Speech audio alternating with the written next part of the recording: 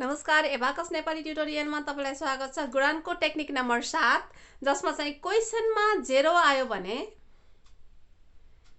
के गर्ने त? केही पनि नगर्ने, तर उम्लालाई चाहिँ सार्न बिर्सिन हुँदैन। यो एकदमै ट्रिकी छ हैन, गरेरै हेरिहालौं। 201 लाई 4 ले गुणन गर्नु छ। 4 वटा संख्या छ, 4 चौथो रोड यहाँबाट सुरु गर्छु। 4 दुना 8 एउटा संख्यामा उत्तर आयो भने के गर्ने रे? 0 8 गर्ने, यहाँ 0 यहाँ 8 जान्छ। औँलालाई सार्ने। अब 4 0 को 0 हुन्छ भनेपछि के चढाउनु परेन, तर यो उम्ला चाहिँ सार्न बिर्सिन हुँदैन, किनभने सबैजनाले यो उम्ला सार्न बिर्सिने र त्यसपछि नेक्स्ट नम्बर गरेर 4 एकानी 4 0 4 भने यहाँ 4 चढाइदिनु हुन्छ। त्यसकारणले फेरि उत्तर त खतमै हुन्छ। क्वेशनमा 0 आयो भने औँलालाई सार्न बिर्सिन हुँदैन। हडबडीमा यो चाहिँ भइहाल्छ। यो धेरैजनाले पनि सबैजनाले जो बच्चाहरू हुनुहुन्छ सबैजनाले मिस्टेक गरिहाल्नुहुन्छ। र एकचोटि हामीले उम्ला सार्यौं, 0 को काम सक्यो। 0 पनि एउटा डिजिट भएको कारणले त्यसलाई चाहिँ नि गर्न चाहिँ बिर्सिन हुँदैन। 0 भनेपछि त मतलब छैन भनेर हुँदैन कि, 0 पनि एउटा संख्या हो, क्वेशनमा आएको छ। त्यो संख्यालाई बिर्सिन हुँदैन। त्यो संख्याको एक सर्नुपर्ने जुन हाम्रो रुल छ, त्यो रुल चाहिँ सर्नै पर्ने हुन्छ हैन। 4 एकाने 4 एउटा संख्यामा आएपछि 0 4 0 यसमा 4 यसमा एकचोटि उत्तर चढाएपछि सर्नु पर्यो। यो हामी चिन्ह लगाएको रोडमा आयो भनेपछि हामीसँग अब काम सकियो। अब यो हामीसँग उत्तर हुन्छ यो 8 अनि यो 0 अनि यो 4। बेसिक रुलको लागि मेरो एपिसोड फर्स्ट हेर्नुस् गुणानको। बेसिक रुलै नजानिकन त फेरि गुणान गर्न पनि अलि गाह्रो हुन्छ।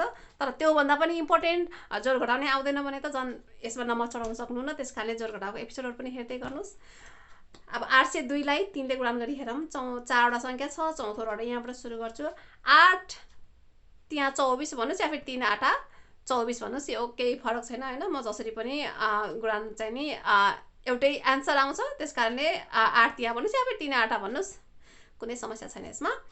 ल 3 8 24 यसमा 2 यसमा 4 जान्छ। एकचोटि सार्नुस्। 3 0 को 0 हुन्छ, तर औँला सार्न बिर्सिनु भएन। 3 दुना 6 एउटा संख्यामा आयो भने चाहिँ 0 6 गर्ने, 0 यसमा 6 यसमा चढाउने। यहाँ आउनुस्, रोड यो चिन्ह लगाएको रोडमा आइपुग्यो, काम सकियो। 2 4 0 6 हामीसँग उत्तर भयो। अर्कोमा जाउँ। 505 लाई 6 ले गुणन गरी हेरौं। 4 वटा संख्या छ, यहाँबाट सुरु गर्छु। 6 5 30 3 यसमा 0 यसमा। अब फेरि सरम। 6 0 को 0 हुन्छ, केही गर्नु परेन, एकचोटि सर्न बिर्सिनु भएन। 6 5 30 यसमा 3 यसमा 0 एकचोटि सरम। यो रोडमा आयो भने चाहिँ काम सकियो। 3 0 3 0 हामीसँग उत्तर हुन्छ। लास्ट 304 लाई 3 ले गुणन गरी हेरौं। 4 वटा संख्या छ, यहाँबाट सुरु गरौँ। 3 3 9 एउटा संख्यामा आयो भने चाहिँ 0 9 भन्ने, 0 9 यसरी चढाउने। यहाँ आउनुस्।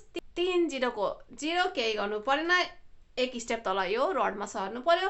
4 त्यहाँ 12 भन्नुस् या 3 चौको 12 भन्नुस्, 1 यसमा 2 यसमा जान्छ। यहाँनिर आउनुस्, यो चिन्ह लगाएको रोडमा आयो, काम सकियो। अब चाहिँ नि यो 9 1 2 हामीसँग उत्तर हुन्छ।